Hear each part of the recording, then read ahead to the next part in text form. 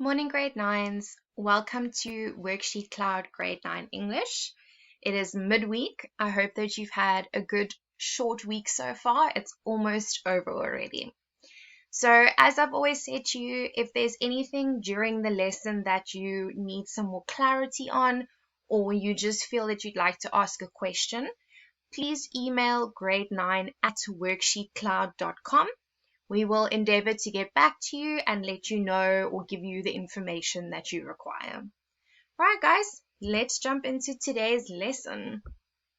So firstly, hello, I'm Mrs. Nortier for those who don't know, and I'm your grade 9 English teacher for this lockdown period.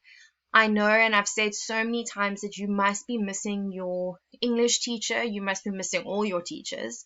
And I hope that you've been able to learn and grab a couple of concepts for your knowledge going back to school from me. So get yourself ready for today. You are welcome to get pen and paper if necessary.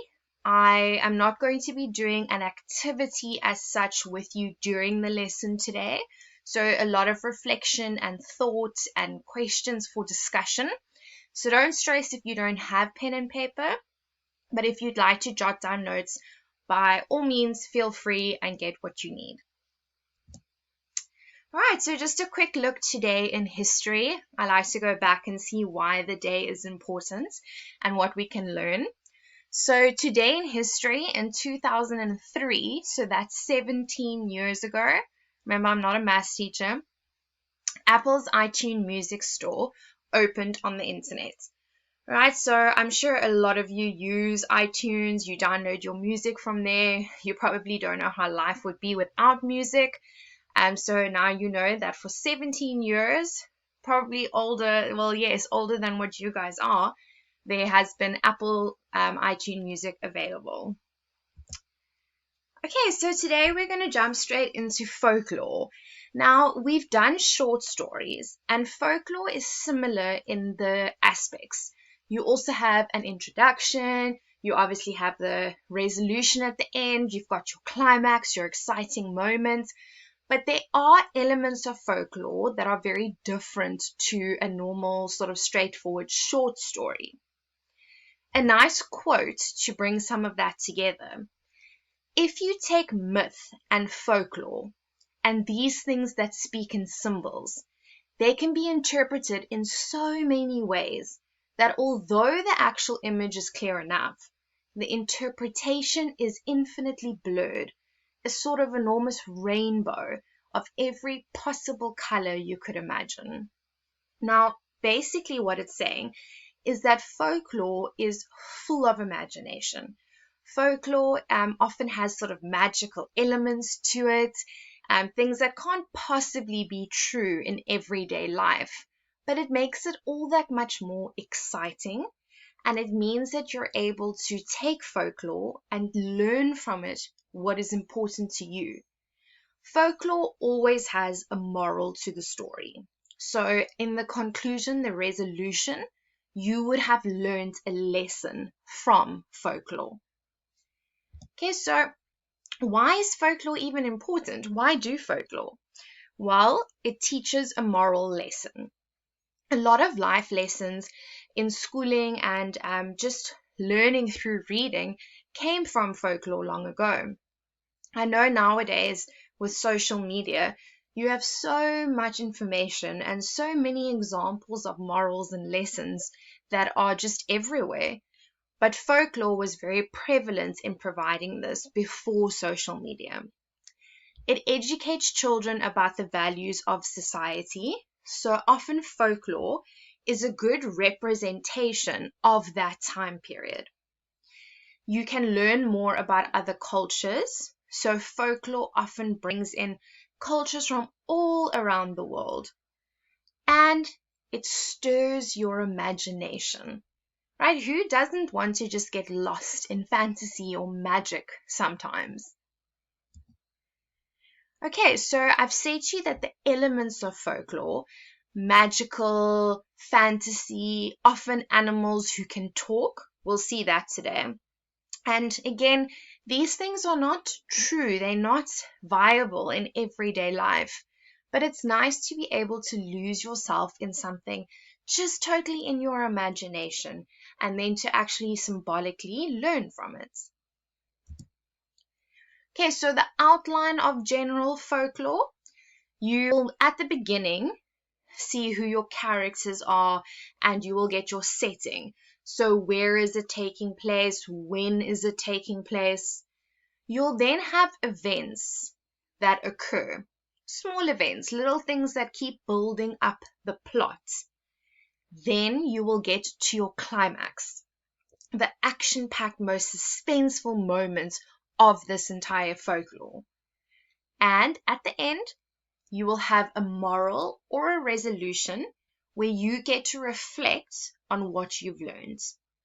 Okay, so keeping those basics in mind, we'll go through a folklore tale now, and then we'll also just carry on looking at the different elements.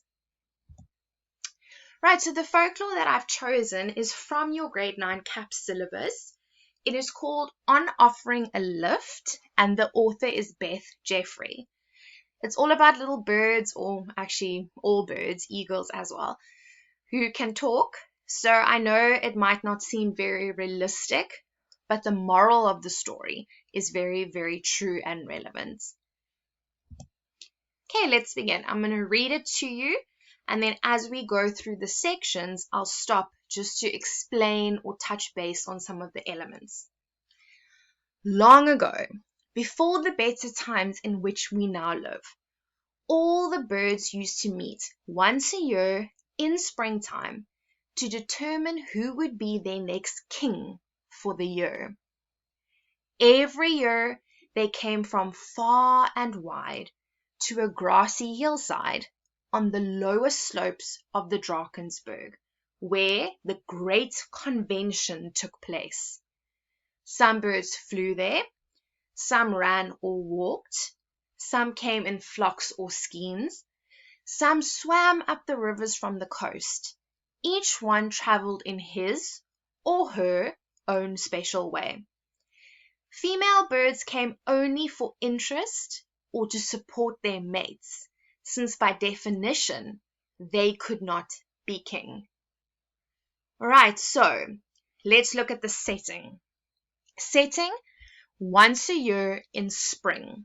So there's the when is this taking place. Where?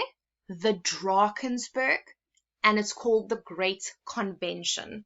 Right, so the Great Convention is where these birds gather every year, springtime in the Drakensberg, to decide who will be the king of the birds.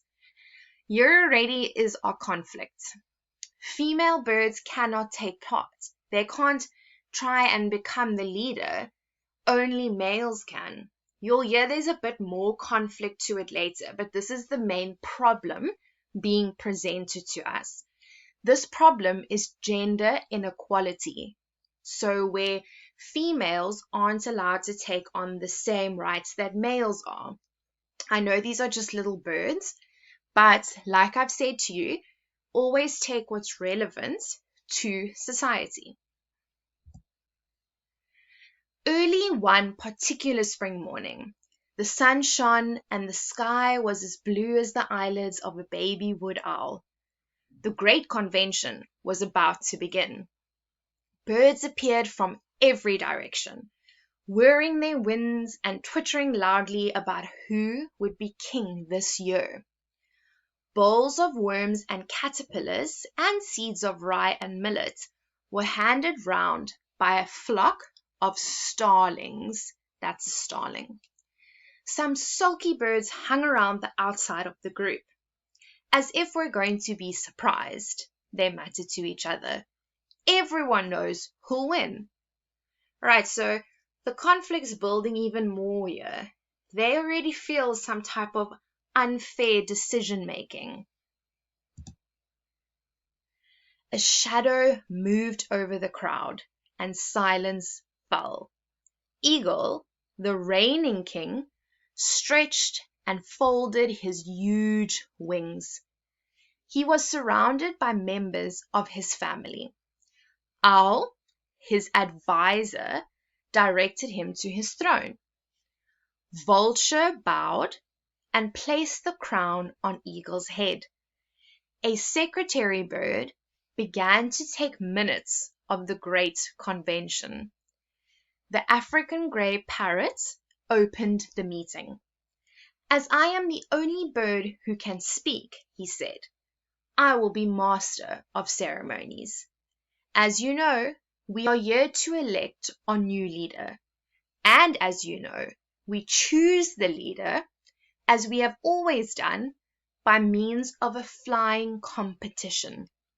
The bird who can fly closest to the sun will be the new king. The competition is open to every single one of you with no discrimination.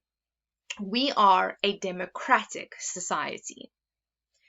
All right, so this is the king at the moment, the eagle. He has a lot of birds who are there for different purposes. Do you know why the owl would be the advisor? Owls are rumored to be wise. Vultures, they are birds who will just do as told. Secretary bird takes minutes, so admin skills. And we all know that we can communicate with an African grey parrot, or you can teach it to speak, and therefore it's master of ceremonies. Now we see here that it is said that this is a democratic process, which means fair and open to everyone. But we already know that they discriminate against females. Here are some other birds who also have an issue. Democratic, said a penguin. You exclude those of us who can't fly. Democratic, said the ostrich. I once flew right up to the sun to bring back fire, and look what happened. Now I dare not fly in case someone steals my fire from under my wing. Democratic, said the owl. I might be a faithful servant, but I'm also nocturnal. I cannot fly to the sun. Nocturnal means to be active at night. Here comes our main character, Grass Bird. Democratic, said the grass bird. How can I hope to compete with an eagle? Even though I'm a girl, I am quite clever enough to be king. So she's a girl and may not take part. She's also very small, so she can't compete with this massive eagle physically. But she's saying, I'm smart, I've got brains. But that's not taken into account here. If you want to change the rules, said the owl, you must put forward a proposal for next year, suggesting an alternative way of choosing a king.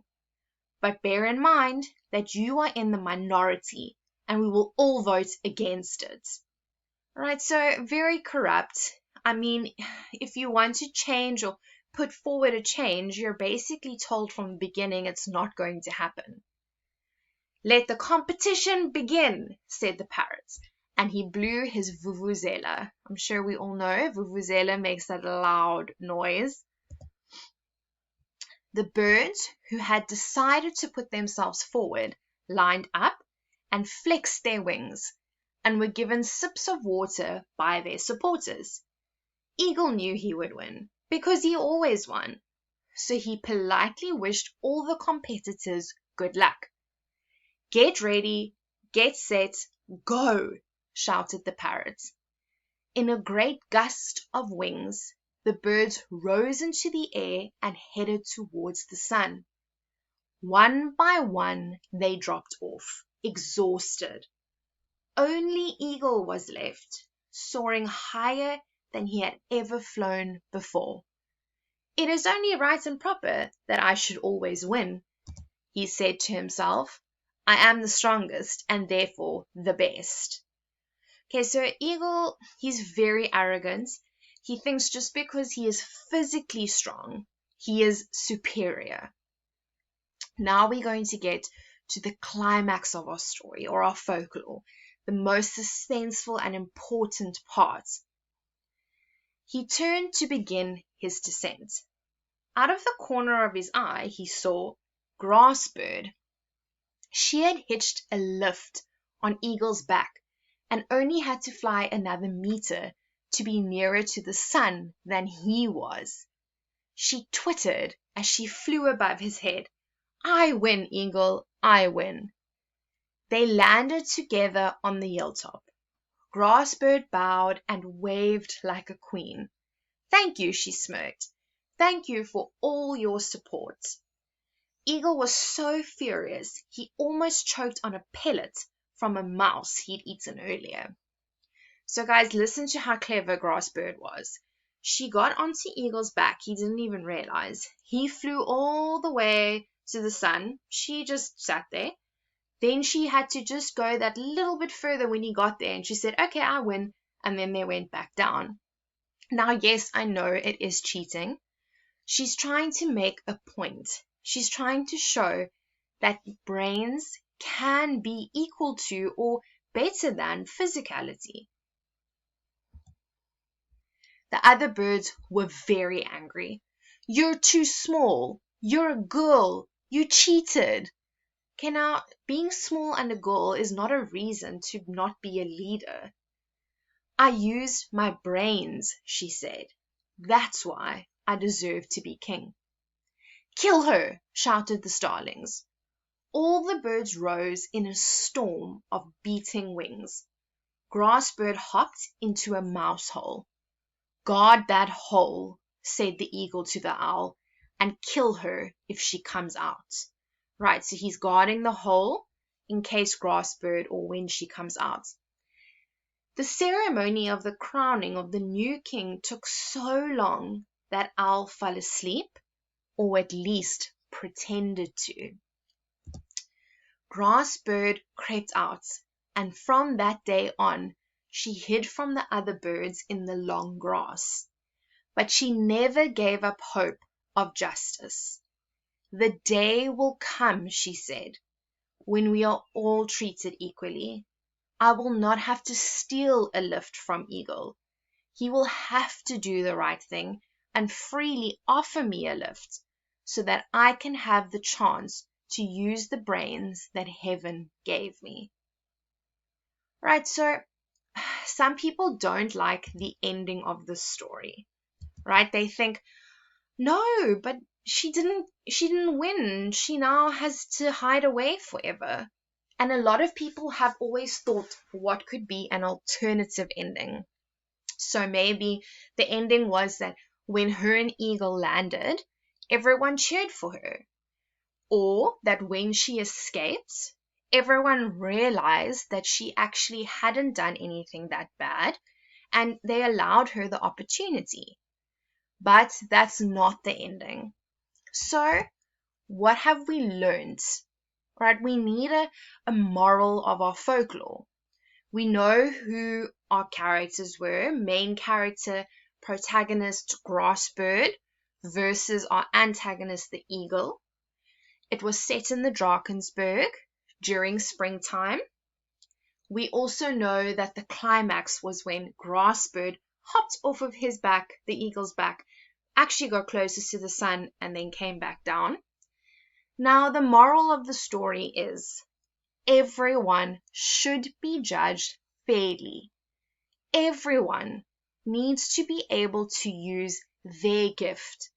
Just because someone else's skill or talent is different to yours, it doesn't mean it is worse or it is better. Also, what it shows us is that if we ever feel that we're in a place of inequality, you have to keep trying, you have to stand up, you have to have hope for justice. So this might not end exactly the way we would want it to, but the lesson is very, very clear. Right, guys, so something that ties in, and doesn't Winnie the Pooh just say it so well most of the time? Promise me you'll always remember, you're braver than you believe, stronger than you seem, and smarter than you think. Alright, so believe in yourself, and if your skill is different to someone else's and they make you feel bad about it, leave it. Also, if your skill is something that stands out, Don't try and take someone else's thunder or try and steal someone else's limelight. You need to be gracious and you need to be tolerant. Thanks so much for listening, guys. I hope that you were able to learn something. You were able to learn folklore elements. We went through the folklore on Offering a Lift from Beth Jeffries, and I hope that you were able to learn a moral lesson. Thanks for watching Grade 9s. This lesson was brought to you by WorksheetCloud. I'm going to see you guys tomorrow, Thursday, one more lesson, and then guess what? Another long weekend. I really feel like we've been blessed with long weekends. We need it. So good luck. Thank you again, and I'll see you guys tomorrow.